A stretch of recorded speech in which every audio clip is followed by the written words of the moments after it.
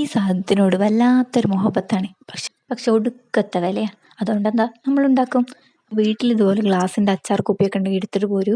അപ്പം ഒരു carbon paper എടുത്തിട്ട് ഈ കുപ്പീൻ്റെ മുകളിൽ വെക്കാം. എന്നിട്ട് ഞാൻ വെള്ള പേപ്പറിൽ കോഫി ടൈം എന്ന് പറഞ്ഞിട്ട് എഴുതി വെച്ചിരുന്നു. അത് ഇതിൻ്റെ മുകളിൽ വെച്ചിട്ട് പകർത്തി എഴുതാം.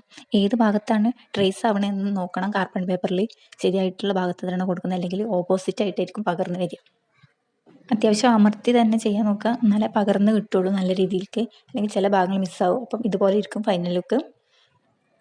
ഞാനിതിനൊരു കോഫി ബ്രൗൺ കളർ കൊടുക്കാനാണ് വിചാരിച്ചിരുന്നത്. പക്ഷെ ആ കണ്ട കളർ മൊത്തം മിക്സ് ചെയ്തിട്ടാണ് എനിക്കിത് ഈ ഒരു കളറെങ്കിലും കിട്ടിയത്. അപ്പം ഇത് മെല്ലെ ചെയ്ത് കൊടുക്കുക.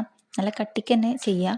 ചിലപ്പം ബ്രഷിൻ്റെ സ്ട്രോക്ക് പോലെ വരികയോ ചില ഭാഗത്ത് മിസ്സാവുകയൊക്കെ ചെയ്യുകയാണെങ്കിൽ ഇത്തിരി വെള്ളം ആഡ് ചെയ്ത് കൊടുക്കുക.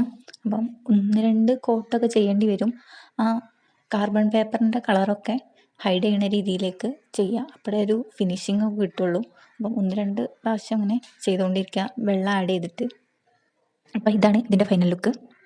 ഇനി ഇതിൻ്റെ ക്യാപ്പിനൊന്ന് കളറാക്കാം. അപ്പം ഫസ്റ്റ് തന്നെ ബേസ് കോട്ടായിട്ട് വൈറ്റ് കളറ് അടിച്ചു കൊടുക്കുക.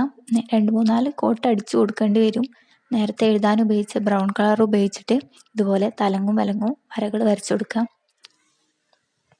ആദ്യം നല്ല കട്ടിയുള്ള വരകളും പിന്നെ അതിൻ്റെ ഇടയിലൂടെ ചെറുതായിട്ട് ലൈറ്റായിട്ടുള്ള വരകളും അങ്ങോട്ടും ഇങ്ങോട്ടും വരച്ചു കൊടുക്കുക. ഞാൻ ഉദ്ദേശിച്ച രീതിക്ക് വന്നിട്ടില്ലെങ്കിലും ഏകദേശം ഒപ്പിക്കാൻ എന്നുള്ള ഒരു രീതിയിൽ എത്തിയിട്ടുണ്ട്. എവിടേക്കോ ഒരു കൊളായ ഫീൽ വന്നെങ്കിലും എന്നാലും കുഴപ്പമില്ല എന്നുള്ള രീതിയിൽ എത്തിയെന്നാണ് ഞാൻ വിചാരിക്കുന്നത്. ഒരു വകയിലെ കുഞ്ഞമ്മയുടെ മോളൊക്കെ ആയിട്ട് കരുതാം. അപ്പം ഇതാണ് ഫൈനൽ ലുക്ക്. ഇഷ്ടപ്പെട്ട ലൈക്കും കമൻറ്റും സബ്സ്ക്രൈബും ഒന്നും മറക്കണ്ട.